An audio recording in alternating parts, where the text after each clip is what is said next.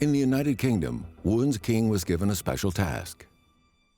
He was asked to work with Wellington Koo, the nationalist government's ambassador to the UK, to join preparatory work for the United Nations War Crimes Commission.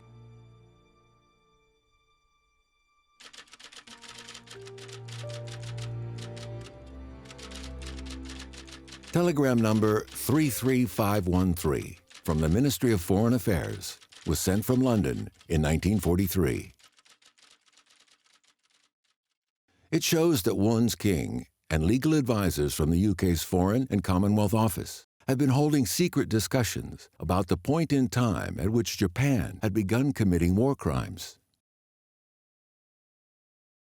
When they discussed the Mukden incident in 1931, British legal advisors said they did not believe China was at war with Japan at this point.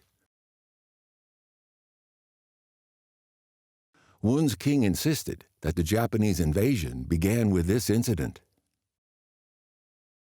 This suggests that China and the UK had different ideas on when Japan began committing war crimes.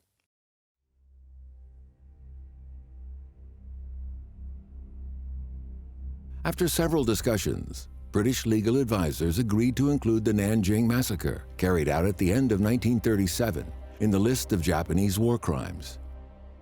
King asked, what if a criminal took part in both the Marco Polo Bridge incident in 1937 and the Mukden incident in 1931?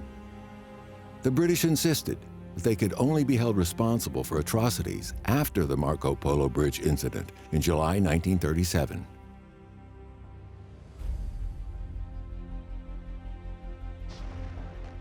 Why was China so persistent on the matter? No other country in the world had suffered for as long as China had at the hands of Japan. Before war had broken out in Europe, China had already been plunged into an abyss of misery.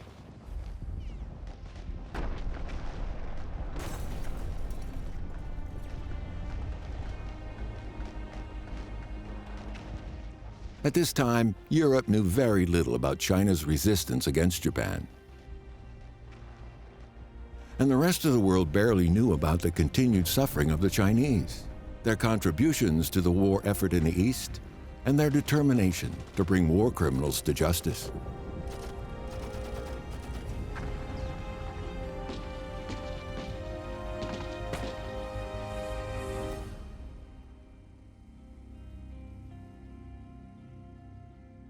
Eight months of tough negotiations ensued.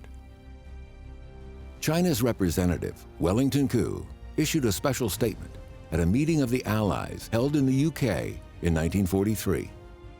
He declared that China reserved the right, after the commission had been set up, to raise the question of the period of time which its investigation should cover, insofar as war crimes committed in China were concerned.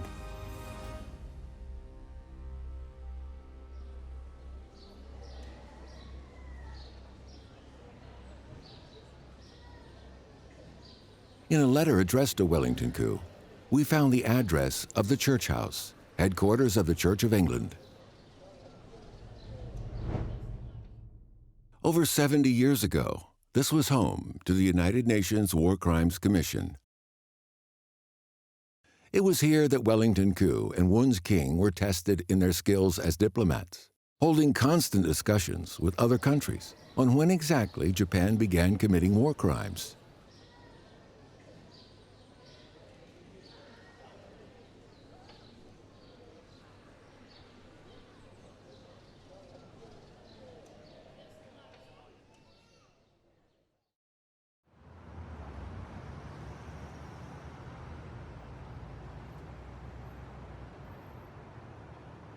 This is the United Nations Archives and Records Management section in New York City.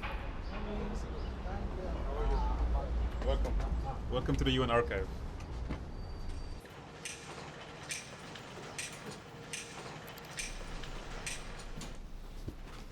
Liu Tong is a professor at Shanghai Jiaotong University. He has been researching the nationalist government's trials of Japanese war crimes. He has come here to look for a precious historical archive, a work progress report drafted by Wun's king.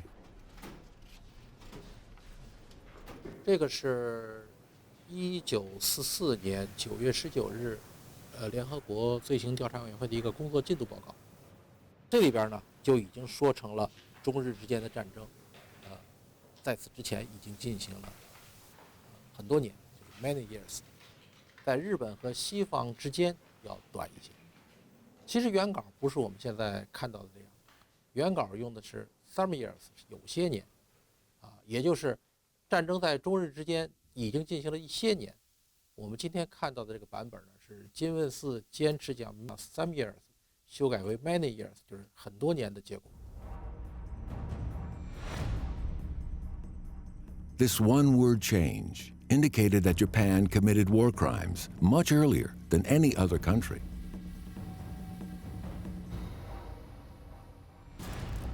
One's king and Wellington coup could have no idea how important this detail would become 2 years later in the International Military Tribunal for the Far East, better known as the Tokyo Tribunal.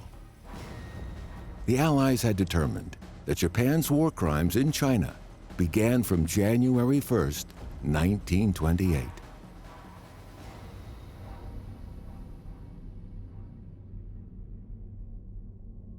Few Chinese people know that this decision had been the result of 4 years of diplomatic efforts.